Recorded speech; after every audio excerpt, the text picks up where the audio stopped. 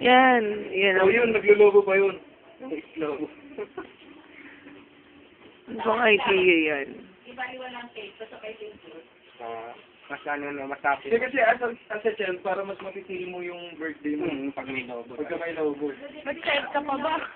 Hindi. You're not May anymore. third sa akin na parang bata pa rin ako eh. Di ba? Isip bata pa rin ako.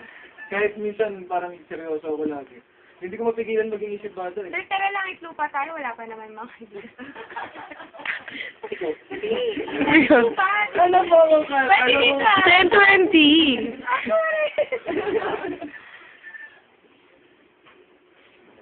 Hanggang maging ano, nang matikas na pulis na, no? Oo, tuloy-tuloy ko yan. Nasanay na ako tuwing aalis pag birthday ko. Tatanungin ko kung maghahanda ba ako.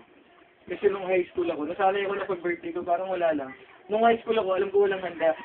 E di, nandun ako sa school. Pag uwi ko dito, hindi, sa school pa lang, tinatanong na ako ng mga classmates ko, ano try, kain tayo tayo. Hindi, parang family lang namin na maghahanda. Pag uwi ko dito, ang daming nang ulo, ang bisita. Wala nang tao sa school yun, ginawa namin.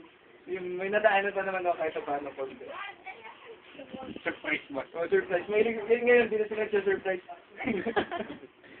Dumating pa nga sa point na kinalimutan niya birthday ko eh. Iyak ko nung iyak ko. Ilan taon yan? Ilang taon ako nung na? Tapos pinapagalitan niya pa ako ng pinapagalitan. Hindi niya alam nagpapapansin ako kasi birthday ko.